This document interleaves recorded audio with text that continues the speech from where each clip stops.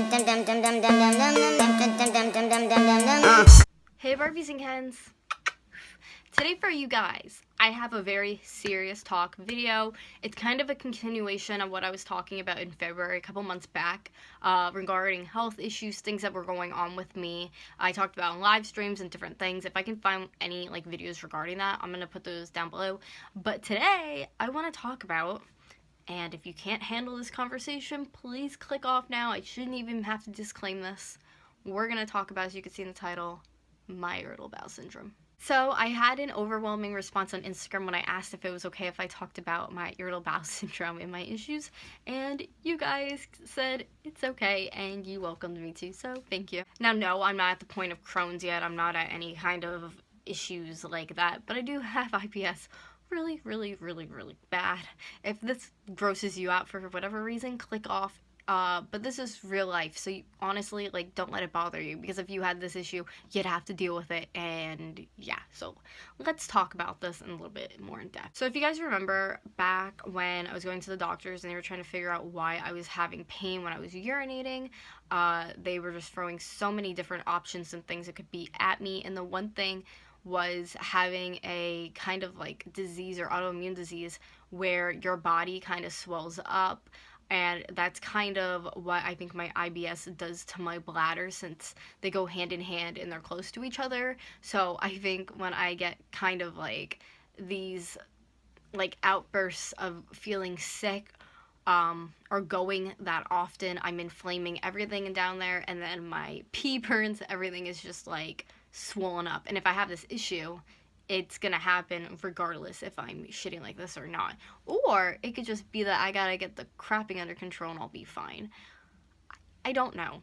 And to be honest, I had a doctor I was supposed to see for this, but my health insurance got dropped, so I'm not seeing anyone currently for it. I'm kind of just going day to day with what is happening with me.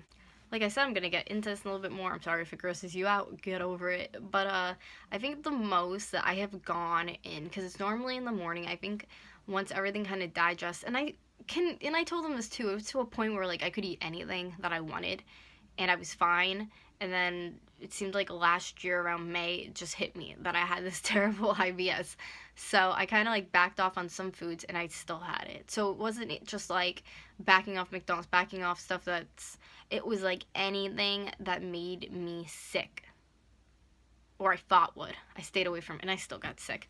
So then I welcomed all that stuff back into my diet. Still was getting sick. Not as much as other days, and watching it more, which that's what I'm doing now with the process. I'm just watching it more. I'll have cheat days, and if I know I'm eating something hot or something that's going to inflame me, it's not going to be a good time.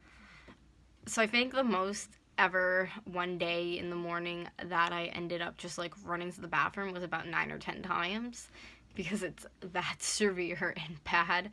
I noticed mostly that this was becoming an issue when I was working last year, because I'd be running to the bathroom back and forth. I'm like, why am I doing this? What did I eat to make me this sick? But it was just my body. The part that sucks too is how they go hand in hand, because I've been already checked with the burning issue and all that, and they're everything looks perfectly fine, but you don't know if when I was having one of those attacks, if they would have checked me, what it would look like. So they didn't really give me a diagnosis for what is even wrong with me. It's just pretty much I'm watching what I eat, and I have some pills that I take that are for urinating, that I'm not having the pain. But for the IBS end of it, I have no freaking idea, no clue. I can only imagine if I got checked what they would find, because that does scare me too, because being that sick all the time and doing what I do every day is totally unhealthy and just not normal. And I just feel you guys remember when I was trying to get help for it, it just seemed like it was going back and forth and back and forth. And I think the point that I was at was unbearable. That was the no return level when you're going to the hospital in pain, that I let it get out of control. But I think when I watch it and I take these pills as needed and stuff, I'm okay. But I think I'm just bandaging it for right now. And I don't want to do that. So yeah, I know with not getting it taken care of, there's things that can happen. Cancer, Crohn's disease can follow. So I am trying to get help and back on insurance to do that. But as of right now, I'm just taking every precautionary I can to be okay. So yeah, day to day is just awful. I feel like I spend like altogether like at least an hour in the morning running it back and forth to my toilet that I'm like gonna be okay. You know what I mean? Do I have to say it? So yeah, I think we got enough into this. So that's the video. That's what's happening with me. It sucks. It's a constant thing.